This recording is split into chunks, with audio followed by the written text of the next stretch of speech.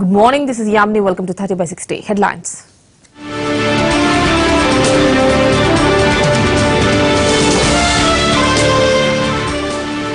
బాలయ్య 100వ చిత్రం గౌతమి పుత్ర Satakarni release. Fans తో కలిసి ప్రీమియర్ షో చూసిన లెజెండ్.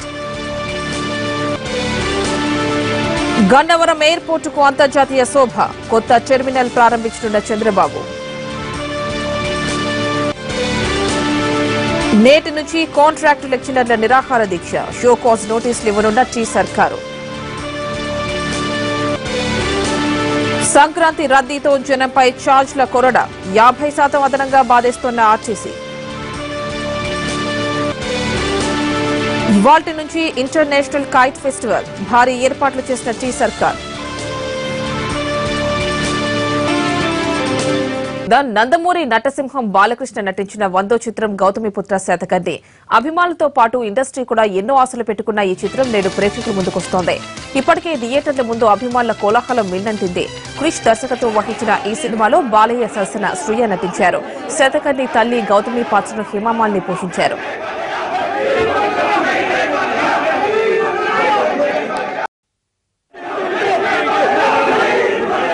హైదరాబాద్ భ్రమరాంబిక థియేటర్లో గౌతమి పుత్ర శాతకర్ణి ప్రీమియర్ షో ప్రారంభమైంది. హీరో బాలకృష్ణతో పాటు దర్శకుడు క్రిష్, దర్శకధీరుడు రాజమౌళి తదితర ప్రముఖులు ప్రేక్షకులతో కలిసి సినిమా చూస్తున్నారు. దీంతో భ్రమరాంబ థియేటర్ దగ్గర సందడి నెలకొంది. జై బాలయ్య అంటూ ఫ్యాన్స్ కేరింతలు కొడుతున్నారు. తమ హీరో 100వ సినిమా రికార్డులు బ్రేక్ చేయడం ఖాయమంటున్నారు.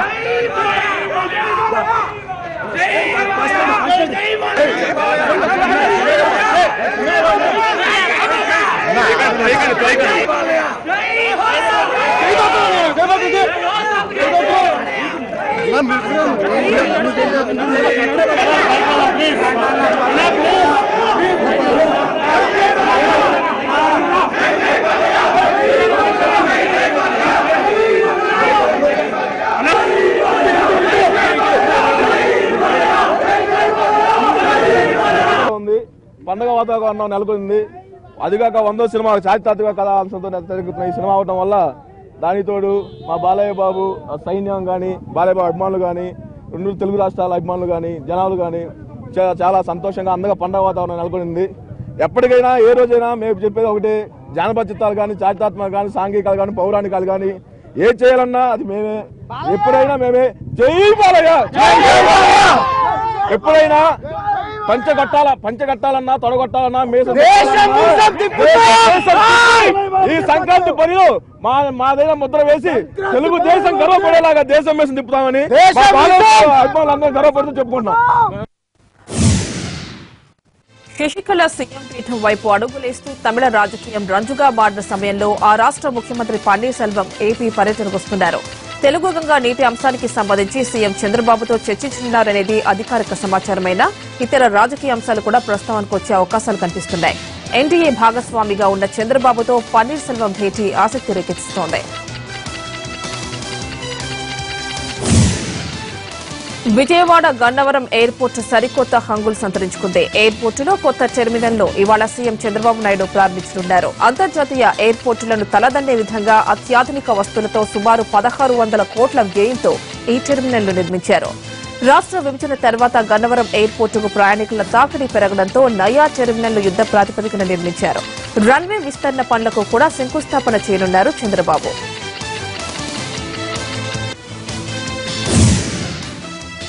నవ్యాంధ్ర రాజధాని అమరావతి ఓ మెగా ఈవెంట్ కు వేదిక కాబోతోంది. కృష్ణానది తీరంలో నేటి నుంచి 3 రోజుల పాటు ఎయిర్ షో నిర్వహించబోతున్నారు. ఈ ఎయిర్ షోకు అధికారులు విస్తృత ఏర్పాట్లు చేశారు. పున్నమి, భవానీ ఘాట్ల నుంచి ప్రేక్షకులు విన్యాసాలు తిలకించే ఏర్పాట్లు చేశారు. ఈ రోజు సాయంత్రం 4:30 నుంచి 4 గంటల 45 నిమిషాల వరకు విమాన విన్యాసాలుంటాయి. రేపు, ఎల్లుండి 2 రోజులు మాత్రం ఉదయం, సాయంత్రం 2 పూటలు నిర్వహిస్తారు.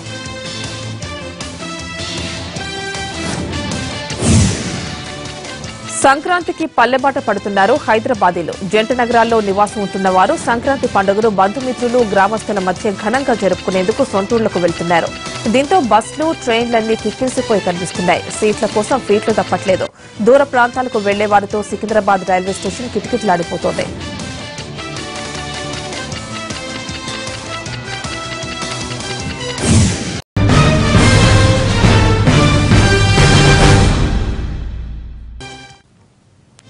Back to 30/60. YCP MLA Srikanth రెడ్డిపై నిప్పులు చెరిగారు అనంతపురం ఎంపీ జేసీ దివాకర్ రెడ్డి. అనుభవం లేనివాడు తనను విమర్శిస్తున్నాడంటూ మండిపడ్డారు. జానీ వాకర్ అంటూ తనపై చేసిన విమర్శలకు ఘాటుగా స్పందించారు. తాను బూట్లు నాకే వాడినైతే ఎప్పటికీ మంత్రిగానే ఉండేవాడన్నాడు జేసీ దివాకర్ రెడ్డి.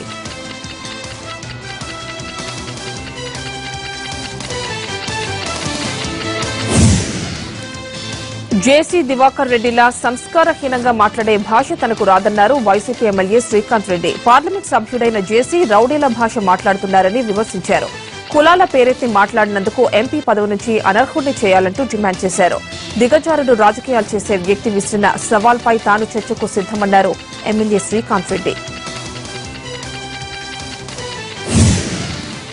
కడప జిల్లాలో పర్యటించిన ముఖ్యమంత్రి Chandrababu Paidipalem lift irrigation project ప్రారంభించి నీటిని విడుదల చేశారు. పట్టిసీమ ప్రాజెక్టు పూర్తి కావడంతో గండికోట రిజర్వాయర్ కి 1000 క్యూసెక్కులకు పైగా నీరొస్తోంది. దీంతో గండికోట నుంచి పులివెందులకు నీరు అందించే పైడిపాలెం లిఫ్ట్ ద్వారా కృష్ణా నీటిని విడుదల చేసింది ప్రభుత్వం. పులివెందులకు నీళ్లిచ్చి తామేంటో నిరూపించుకున్నామన్నారు AP CM Chandrababu. Paidipalem project ప్రారంభించి దిగువకు నీటిని వదిలి సందర్భంగా ప్రసంగించిన ఆయన ఇది చరిత్ర సృష్టించిన రోజన్నారు. పులివెందులకు నీరివ్వడాన్ని వైసీపీ తట్టుకోలేకపోతోందని ఆరోపించారు.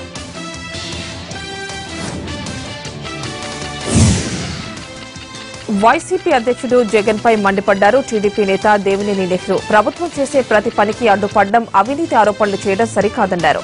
ప్రాజెక్టులను ఎవరు ప్రారంభించినది కాదు, నీళ్లు ఎవరు ఇవ్వగలిగారు అన్నదే చూడాలన్నారు దేవినేని నెహ్రూ. అవినీతి సొమ్ము కావడంతో 1000 కోట్లను ఈడీ జప్తు చేసిన జగన్ కు కష్టం అనిపించట్లేదని ఎద్దేవా చేశారు. జగన్ నల్లధనం లింక్ మరోసారి తెరపైకొచ్చింది. జగన్ 104 కోట్ల రూపాయలను డిపాజిట్ చేశాడని మాయావతి బంధువులు చెప్పడం హాస్యాస్పదమన్నారు పయ్యావుల కేశవ్.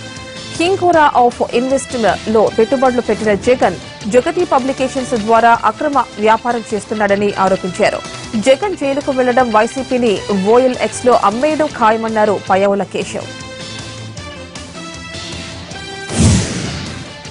నెల్లూరు జిల్లా రాజకీయాలు మళ్లీ హీటెక్కాయి. టీడీపీ ఎమ్మెల్సీ సోమిరెడ్డి చంద్రమోహన్ రెడ్డికి విదేశాల్లో అక్రమాస్తులు ఉన్నాయంటూ వైసీపీ ఎమ్మెల్యే కాకాని గోవర్ధన్ రెడ్డి బయటపెట్టిన డాక్యుమెంట్లు నకిలీవని పోలీసుల విచారణలో తేలింది. తప్పుడు పత్రాలతో తనపై అవినీతి ఆరోపణలు చేశారని కాకానిపై సోమిరెడ్డి ఫిర్యాదు చేయడంతో దర్యాప్తు జరిగింది. ఫోర్జరీ డాక్యుమెంట్లు సృష్టించిన 3 అరెస్టు చేశారు పోలీసులు. కేసును పక్కదారి పట్టించేందుకు పోలీసులు ప్రయత్నిస్తున్నారని ఆరోపించారు ఎమ్మెల్యే కాకాని గోవర్ధన్ రెడ్డి. సోమిరెడ్డి సూచనల మేరకే జిల్లా పోలీసులు పనిచేస్తున్నారని ఆయన మండిపడ్డారు. ఉన్నత స్థాయి విచారణ జరపకుండా ఫోర్జరీ అని కేసు ముగించే ప్రయత్నం చేస్తున్నారని విమర్శించారు. పోలీసులు విచారణలో మూలాలు కనిపెట్టకుండా 3 అనామకులను కేసులో ఇరికించారని మండిపడ్డారు కాకాని గోవర్ధన్ రెడ్డి. సీబీఐ, ఈడీతో విచారణ జరిపించాలని డిమాండ్ చేశారు.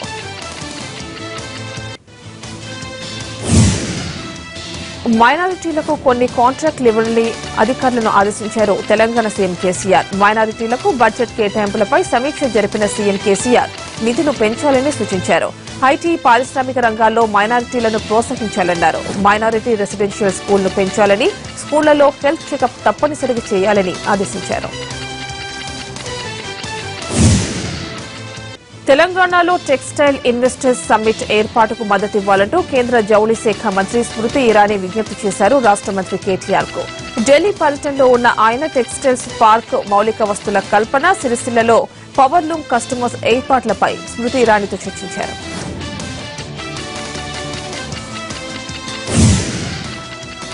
తెలంగాణలో రైతులెవరూ సంతోషంగా లేరని ఆవేదన వ్యక్తం చేశారు సిపిఎం రాష్ట కార్యదర్శి తమ్మినేని వీరభద్రం. రైతుల ముఖాల్లో ఆనందం లేదని, నిజాలను బయటపెడితే సీఎం కేసీఆర్ జీర్ణించుకోలేకపోతున్నారని విమర్శించారు. మహబూబాబాద్ జిల్లాలో మహాజన పాదయాత్ర కొనసాగిస్తూ సరిహద్దు ఖమ్మం జిల్లాలోని పాలేరు భక్త రామదాసు ప్రాజెక్టును సందర్శించారు సిపిఎం నేతలు. ప్రాజెక్టు రీడిజైన్ పేరుతో అంచనా వ్యయాన్ని పెంచారని ధ్వజమెత్తారు.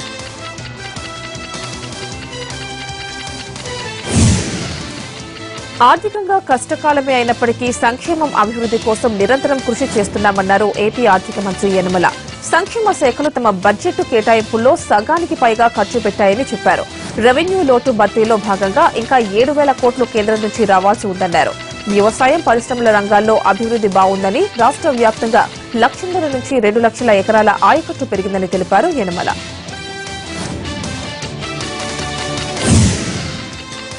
పెద్ద నోట్ల రద్దుతో సామాన్యులు ఎదుర్కొంటున్న కష్టాలపై కాంగ్రెస్ పోరు ఉధృతం చేస్తోంది.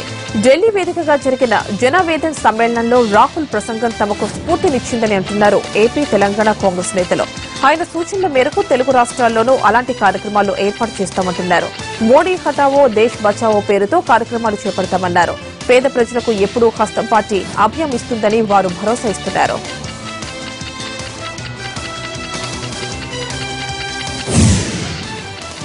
ఏపీ రాజధాని కోసం భూములిచ్చిన రైతులకు ఫ్లాట్ల పంపిణీ కార్యక్రమం విస్తృతంగా సాగుతోంది. మంగళగిరి మండలంలోని నీరుకొండ, కూరగల్లు గ్రామాల రైతులకు ఫ్లాట్ల పంపిణీని సిఆర్డీఏ అధికారులు పూర్తి చేశారు.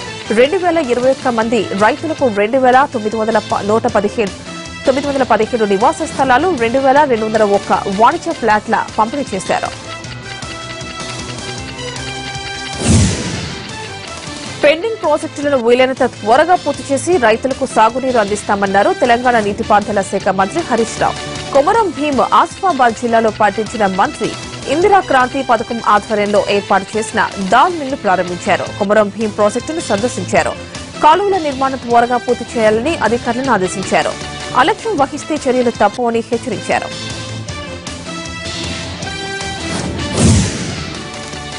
గ్రేటర్ హైదరాబాద్ లో టైం ఫ్రేమ్ పెట్టుకుని రోడ్ల గుంతల్ని, పచ్చదనం పనుల్ని పూర్తి చేయాలన్నారు పీసీబీ చైర్మన్ రాజు శర్మ. వాయు కాలుష్య నియంత్రణకు వివిధ శాఖలు తీసుకుంటున్న చర్యలపై సమీక్ష జరిపిన రాజు శర్మ ప్రజా అవగాహన కార్యక్రమాలు చేపట్టాలని అధికారులకు సూచించారు.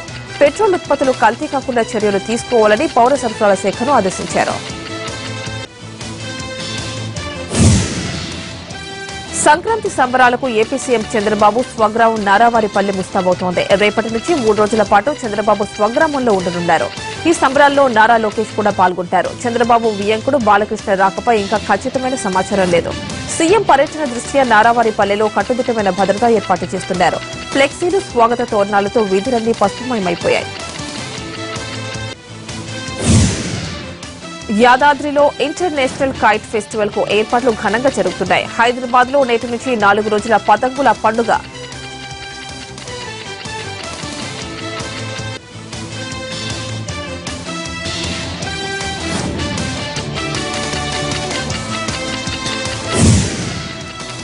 తూర్పు గోదావరి జిల్లాలోని పలు విద్యా సంస్థల్లో సంక్రాంతి సంబరాలు ముందుగానే జరిగాయి. విద్యార్థులే రైతులు, సంక్రాంతి లక్ష్ములు, కొత్త అల్లుళ్లు, ఇంటి ఆడపడుచులుగా సందడి చేశారు. హరిదాసులు, డూడు బసవన్నలు, కోళ్ల పందెం రాయుళ్లుగాను అందరినీ ఆకట్టుకున్నారు. భోగి మంటలు వేసుకుని బొమ్మల కొలువులో ఎంజాయ్ చేశారు.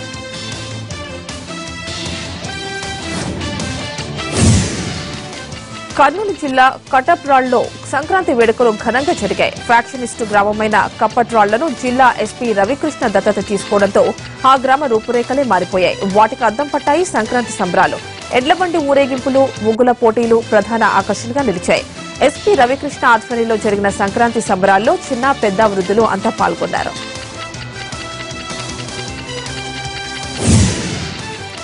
అనంతపురం జిల్లా కదిరి గర్ల్స్ కాలేజ్లో సంక్రాంతి సంబరాలు వైభవంగా జరిగాయి. సంక్రాంతిని కళ్లకు కట్టేలా ముగ్గులు వేశారు విద్యార్థినులు. కోలాటాలు, హరిదాసు కీర్తనలతో సందడి చేశారు.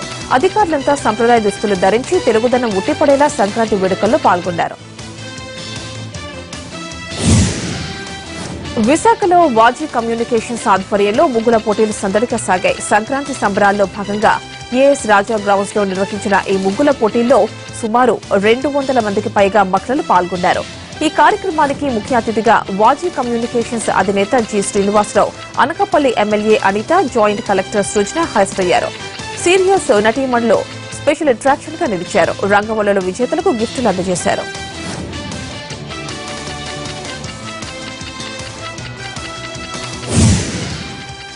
సంక్రాంతి పండుగ సందర్భంగా రైల్వే స్టేషన్లలో ప్లాట్ఫామ్ పై రద్దీని తగ్గించేందుకు ప్లాట్ఫామ్ టికెట్ల ధర పెంచినట్లు రైల్వే అధికారులు తెలిపారు. సికింద్రాబాద్, కాచిగూడ, విశాఖపట్నం రైల్వే స్టేషన్లలో పెంచిన టికెట్ ధరలు ఈ నెల 10 నుంచి 16 వరకు అమల్లో ఉంటాయి. సంక్రాంతికి వెళ్లే ప్రయాణికులకు ఎలాంటి ఇబ్బందులు తలెత్తకుండా ప్రత్యేక చర్యలు చేపట్టింది రైల్వే శాఖ.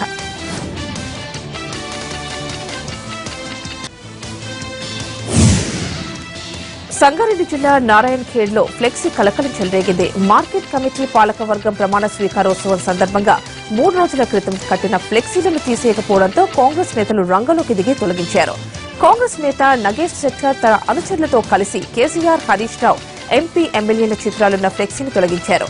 దీంతో సీఎం ఫ్లెక్సీని ఎలా తొలగిస్తారంటూ పోలీస్ స్టేషన్ ఎదుట ధర్నా చేశారు టీఆర్ఎస్ కార్యకర్తలు. మరోవైపు ఫ్లెక్సీ మీరెందుకు తొలగించారంటూ నగేష్ షెట్కార్ పై కేసు నమోదు చేశారు. స్వామి వివేకానంద జయంతిని కరీంనగర్ లో ఘనంగా జరుపుకున్నారు. బీజేపీ ఆధ్వర్యంలో భారీగా కాగడాల ర్యాలీ జరిగింది. కోర్టు చౌరస్తా నుంచి జ్యోతినగర్ లోని స్వామి వివేకానంద విగ్రహం వరకు కాగడాల ర్యాలీ కొనసాగింది. అక్కడ వివేకానందుడి విగ్రహానికి పూలమాలలు వేసి నివాళులర్పించారు.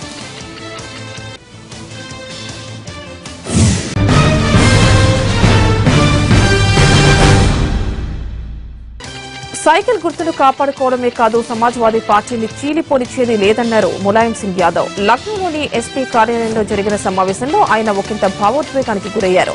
అఖిలేష్ ను తప్పుదోవ పట్టిస్తోన్న పార్టీలో చీలికలు తీసుకొచ్చేందుకు చూస్తున్నారంటూ రామ్ గోపాల్ యాదవ్ పై పరోక్ష విమర్శలు చేశారు ములాయం. సైకిల్ కోసం ఈ నెల 13న ఇరు వర్గాలు ఈసీ ఎదుట తమ వాదనలను వినిపించనుండటంతో ఈసీ తీసుకోబోయే నిర్ణయంపై పార్టీ వర్గాల్లో ఉత్కంఠ నెలకొంది. తమిళనాట అన్నాడీఎంకే పార్టీలో తెర వెనుక రాజకీయాలు ఆసక్తికరంగా మారుతున్నాయి. ఓవైపు శశికళ సీఎం కుర్చీ కోసం పావులు కదుపుతుంటే మరోవైపు జయ మేనకోడ్లు దీప ప్రత్యక్ష రాజకీయాల్లోకి దూసుకొచ్చేందుకు కసరత్తులు చేస్తున్నారు. ఇప్పటికే కొందరు అన్నాడీఎంకే నేతలు, కార్యకర్తలు, పార్టీ శ్రేణులు ఆమెకు మద్దతుగా నిలబడ్డాయి. రాష్ట్రంలో జరుగుతోన్న పరిణామాలను నిశితంగా గమనిస్తున్నామన్న దీప ఈ నెల 15న భవిష్యత్తు కార్యాచరణ ప్రకటిస్తామన్నారు. ప్రధాని నరేంద్ర మోడీపై సహారా డైరీల కేసును సుప్రీంకోర్టు కొట్టివేసింది. గుజరాత్ సీఎంగా ఉన్నప్పుడు సహారా బిర్లా సంస్థల నుంచి మోడీ ముడుపులు తీసుకున్నారని ఆరోపిస్తూ న్యాయవాది ప్రశాంత్ భూషణ్ చేసిన పిటిషన్పై సర్వోన్నత న్యాయస్థానం విచారణ జరిపించింది. సిబిఐ గతంలో స్వాధీనం చేసుకున్న డైరీలను సాక్ష్యాలుగా పరిగణించలేమని, వాటి ఆధారంగా దర్యాప్తునకు ఆదేశిస్తే ప్రజాస్వామ్యానికే ముప్పు అని అభిప్రాయపడింది సుప్రీంకోర్టు.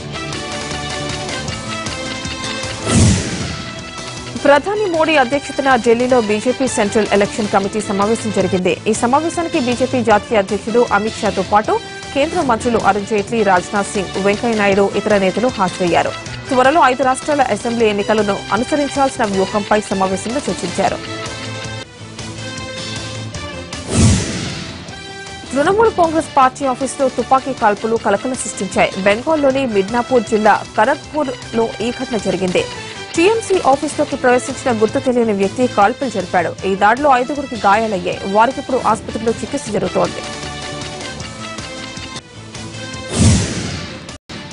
శీతల గాలులతో ఉత్తరాది రాష్ట్రాలు గజగజ వణికిపోతున్నాయి. మంచు, పొగమంచుకు అల్లాడిపోతున్నారు స్థానికులు. హిమాచల్ ప్రదేశ్ లో ఉష్ణోగ్రతలు భారీగా పడిపోయాయి. చలిగాలులకు ఇప్పటి వరకు ఆ రాష్ట్రంలో 7గురు మరణించారు. ఈ సీజన్ సిమ్లాలో అత్యల్పంగా 3.2 డిగ్రీల ఉష్ణోగ్రత రికార్డైంది. హైదరాబాద్ క్రికెట్ అసోసియేషన్ ఎన్నికలను వాయిదా వేయాలని దాఖలైన పిటిషన్ను హైకోర్టు కొట్టేసింది. స్టే ఇవ్వాల్సిన అవసరం లేదని వెల్లడించింది. దీంతో ఈ నెల 15న జరగాల్సిన హెచ్సీఏ ఎన్నికలు యథావిధిగా జరగనున్నాయి. ఇప్పటికే గ్రూపులుగా విడిపోయిన హెచ్సీఏ మెంబర్లు విజయం కోసం తీవ్ర ప్రయత్నాల్లో ఉన్నారు. భారత మాజీ కెప్టెన్ అజరుద్దీన్ రంగంలోకి దిగడంతో సీన్ ఒక్కసారిగా మారిపోయింది. ఆంధ్ర క్రికెట్ అసోసియేషన్ ఆట రసకందాయంలో పడింది. జస్టిస్ లోధా కమిటీ సిఫార్సులు అమలు చేయాలంటూ కొందరు కార్యదర్శులు డిమాండ్ చేస్తున్నారు. ఇప్పటి వరకు అవినీతిలో కూరుకుపోయిన ఏసీఏను ప్రక్షాళన చేయాలని డిమాండ్ చేస్తూ సమావేశాలు నిర్వహిస్తున్నారు. ముఖ్యంగా ఏసీసీ ప్రెసిడెంట్, బీసీసీఐ సీనియర్ ఉపాధ్యక్షుడు గోకరాజు గంగరాజుకు వ్యతిరేకంగా వారు ఏకమయ్యారు. పుట్టపర్తి సత్యసాయి యూనివర్సిటీలో క్రీడా సాంస్కృతిక పోటీలు ఘనంగా జరిగాయి. బైక్లపై విద్యార్థుల విన్యాసాలు ఆకట్టుకున్నాయి. ఈ కార్యక్రమానికి పలువురు విద్యావేత్తలు, అధ్యాపకులు హాజరయ్యారు.